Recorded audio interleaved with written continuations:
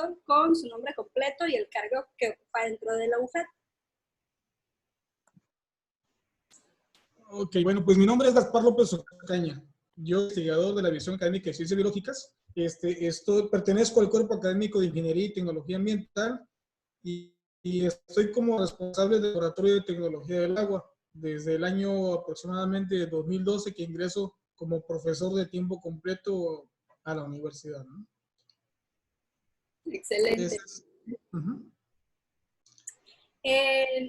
¿Nos podría comentar este laboratorio, por sus siglas, PTAR, ¿cómo se pronuncia? PETAR. Sí, la planta de tratamiento de aguas residuales. Ok, mire, la Universidad Juárez Autónoma de Tabasco, a través de la Dirección Académica de Ciencias Biológicas, ha tratado de cumplir con todos los aspectos ambientales que nos obliga el aspecto normativo. En ese sentido, tanto la normatividad ambiental como las disposiciones oficiales. Entonces, la DAC-Biol, pues desde el 2005 implementó un sistema de tratamiento de aguas residuales a base de zeolitas. Y esa planta de tratamiento operó desde el 2005, aproximadamente hasta el 2015, en el que ya pues cumplió su vida útil. Es una planta que todavía hay algunas operando en toda la universidad, son las plantas color naranja, son de tecnología físico-química, es decir, operan prácticamente con coagulantes floculantes y precipitador químico. Utilizan el sulfato de aluminio, el hidróxido de calcio y cloro hipoclorito, ¿no? Entonces, para poder desinfectar el agua. Ese tipo de tecnologías pues, estaba habilitado dentro de la División Académica de Ciencias Biológicas. Pero como en ese sentido le comento, llegó el momento en el que su vida útil venció el material por la corrosión y todo el deterioro que van teniendo este tipo de infraestructura. Y bueno, optamos por implementar un sistema natural que en ese sentido no fuera mecanizado, que no utilizara tanta energía, que no utilizara sistemas de bombeo y que particularmente pudiera implementar tecnologías naturales de manera tal que fuera amigable con el ambiente y que proporcionara otro tipo de beneficios ambientales. En ese sentido, pues se implementó a partir del 2017 la construcción de humedal artificial, ¿sí? Ya como planta de tratamiento, ¿no? Eso actualmente está la planta de tratamiento operando 2 módulos de 30 metros cúbicos por día y son humedales en serie, es decir, están configurados en flujo pistón, tienen una dimensión de 250 metros de ancho por 25 metros de largo y está dividido en 3 secciones de 8:30 aproximadamente cada sección, donde se trabaja con plantas nativas de la región. En ese sentido estamos hablando de plantas comunes como el copal, el espadaño, la cola de golondrina, y son plantas de tratamiento pues que en ese sentido no operan con sistema de bombeo, sino todo el sistema es por gravedad. En ese sentido estamos contribuyendo al uso al uso en este caso de vegetación nativa, y bueno, es una planta que no va a requerir de aditivos químicos como las plantas anteriores o las plantas que están actualmente en algunas de las divisiones académicas, ¿no? Entonces eso es parte de la novedad que se tiene con ese sistema, ¿no? Ahora, ¿por qué decidimos implementar un sistema de tratamiento de ese tipo? Bueno, desde el 2012, cuando un servidor ingresa como PTC a la universidad, de los proyectos iniciales que un servidor obtuvo financiamiento fueron precisamente estudios pilotos en humedales artificiales a través de proyectos financiados por los entonces PEFI de la universidad y del PROMEP.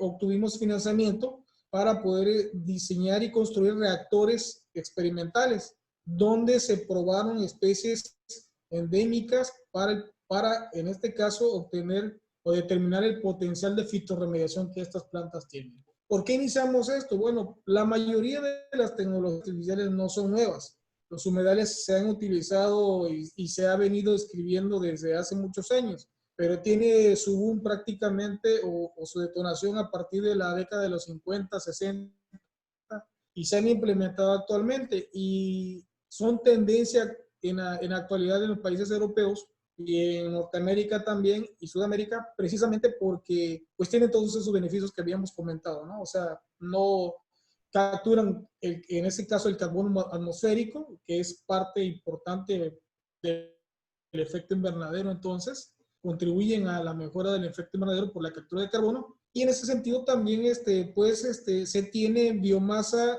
que puede ser implementada en diferentes rubros artesanales, como aquí en el estado vemos que prácticamente muchas de las especies hidrófitas, como el carrizo, el espadaño, son implementados en artesanías, ¿no? Entonces, pues en ese sentido, empezamos nosotros a ver que las plantas locales que se habían implementado de ese tipo de tecnologías traían especies de otras zonas, ¿sí? Entonces, muchas veces por el desconocimiento, por la falta de investigación científica, la falta de información técnica, pues los organismos reguladores aquí en la región implementaban esas tecnologías, pero optaban por meter patentes, ¿no? Donde traen ciertas especies, las cuales no necesariamente se pueden adaptar a la zona, ¿no? Y entonces, pues también nosotros tenemos que tratar de evitar introducir especies invasoras que posteriormente puedan tener un efecto adverso hacia los ecosistemas que están establecidos. Y bueno, quizás el ejemplo de todo ello se vea más claro en algunas especies como el pez diablo, ¿no? Pero en el caso de animales, ¿no? Pero en el caso de plantas, pues, vegetación, como ingenieros ambientales, no somos especialistas específicamente en la botánica o en la identificación de especies de este tipo. Hemos ido conociendo,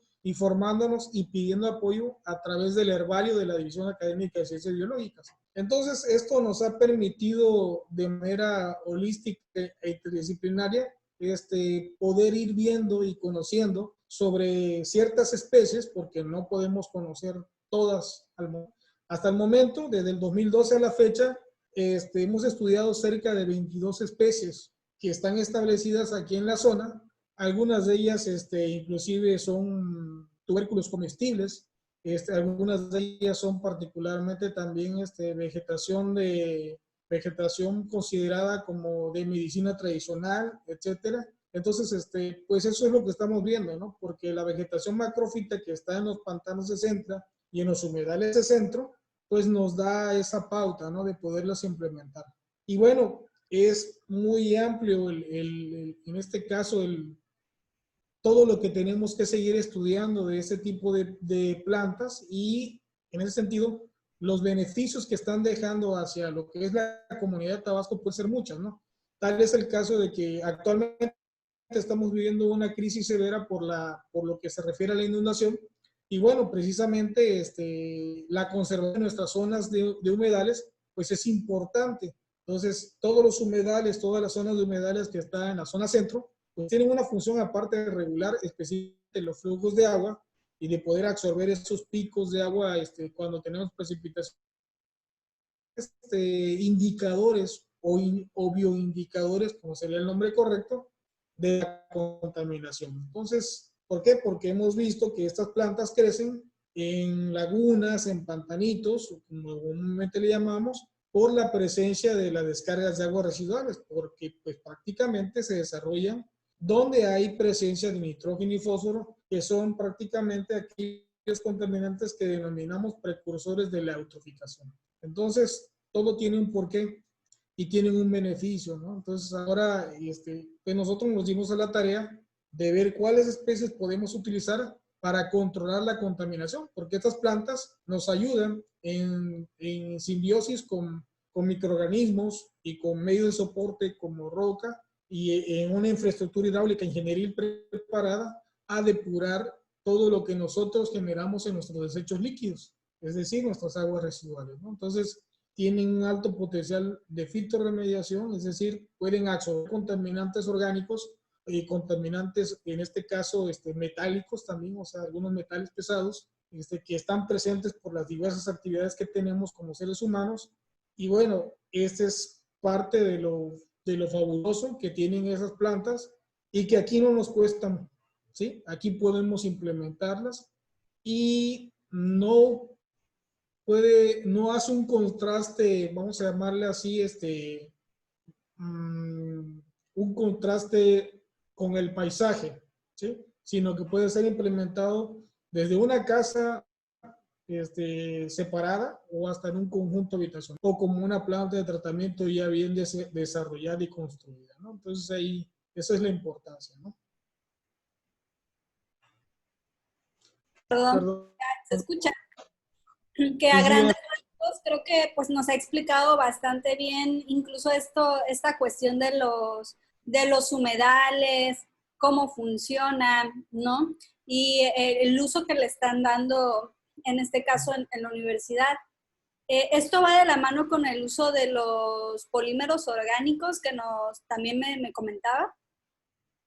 sí, mire, las plantas de tratamiento físico-químicas que estamos hablando, pues se utilizan particularmente sales metálicas como son el cloruro férrico, el sulfato de aluminio, el hidróxido de calcio, y para poder en este caso separar químicamente formando nuevos compuestos y precipitándolos de lo que es en este caso del agua, separando la fase sólida de la fase líquida del agua.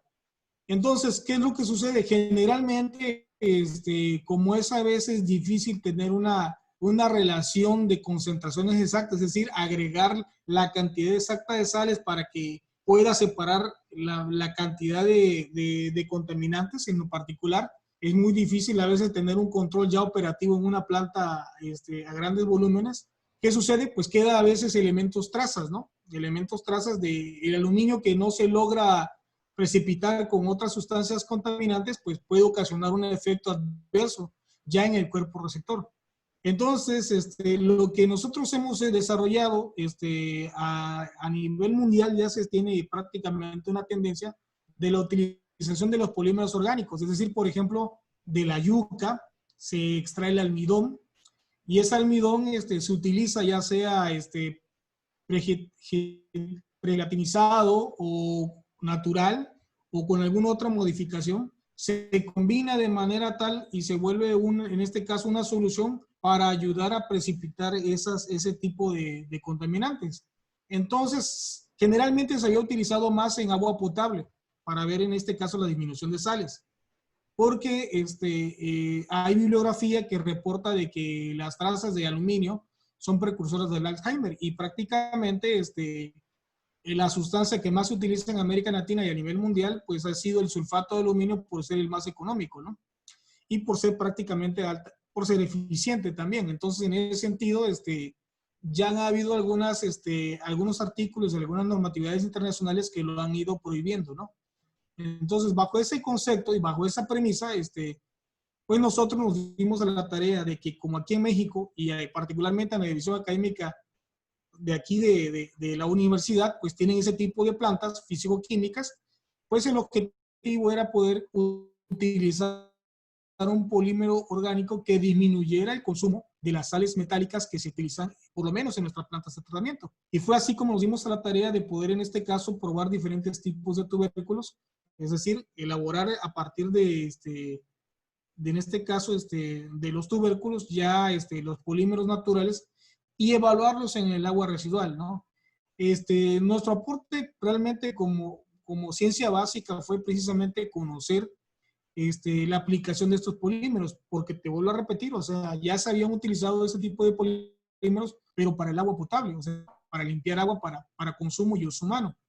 Pero pues obviamente no se habían utilizado o no se han utilizado todavía a gran escala y se ha conocido toda la gama de los beneficios que puede traer en las aguas residuales, que son prácticamente aguas más sucias, con mayor contenido de sustancias, y que ahí son más eficaces precisamente porque disminuyen significativamente el uso de estas sustancias. Entonces, si nosotros pensamos o decimos, no, pues una planta tan pequeña como la de biológicas, que operaba en este sentido con cerca de 50 metros cúbicos diarios, que era la planta que teníamos habilitada, podía consumir al año cerca de 5 toneladas, de sulfato de aluminio, por ejemplo, y de hidróxido de calcio, 10 toneladas de dos puras sustancias, ¿no? De dos sustancias diferentes, 5 de sulfato y 5 de hidróxido, pues nos propusimos la idea de evaluar para poder disminuir. Y bueno, según los estudios que vimos, con este tipo de polímeros podríamos bajar el consumo de esas sales hasta en 2 toneladas. Entonces, en ese sentido, perdón, disminuir 2 toneladas, en ese sentido prácticamente podríamos reducir hasta un 40% de las sales que eran consumidas al año, ¿no? Entonces, esas eran las estimaciones que teníamos y empezamos prácticamente a estudiar los diferentes polímeros. ¿Qué polímeros hemos evaluado nosotros en la División Académica de Ciencias Biológicas en el Laboratorio de Tecnología del Agua? Pues hemos evaluado el polímero de yuca, hemos evaluado almidón polímeros de garbanzo, de maíz, de malanga, de ñame, ¿sí? Que son especies que son comestibles, ¿no? A final de cuentas, muchas de ellas son comestibles. Y finalmente también hemos evaluado también especies de plátano, variedades de plátano como la musa paradisíaca y la musa ABB, o sea, hemos evaluado prácticamente ese tipo de polímeros. Y bueno, en ese sentido también hemos evaluado, en este caso, el polímero de pan de sopa. También ese lo hemos evaluado en sistemas de potabilización. Entonces, lo que estamos haciendo no necesariamente ha sido nuevo, pero sí es nuevo en cuanto de las aguas residuales, porque te vuelvo a comentar, pues sí se habían implementado, pero en sistemas de potabilización. Entonces, consideramos que la información es necesaria generarla para que pues todo el mundo pueda utilizarla, al menos aquí en el estado, y la información pues quede para un uso técnico, ¿no? Y en ese sentido podamos contribuir también a la sociedad, que es a la que nos debemos, ¿no? Para mejorar la sociedad. Pues doctor, yo le agradezco porque definitivamente nos dio información a grandes rasgos de lo que hace esta planta residual de agua en la DACBiol y cómo pues están contribuyendo y qué polímeros están estudiando, cuáles han usado. Pues ya nada más quedaría pendiente que yo le avise el día o le envíe el link ya cuando salga la nota para el noticiero. Le agradezco, no hay ningún problema. Ahí estamos para servirle. Yo le agradezco a usted. Cualquier cosita, pues ahí estamos por WhatsApp. Y si tuviera algunas fotitos de usted, de su equipo de trabajo, también estaría bien para que pues ahí sirva para el reportaje. Le envío bueno, al WhatsApp, lo que son el link también del laboratorio, de la página del laboratorio.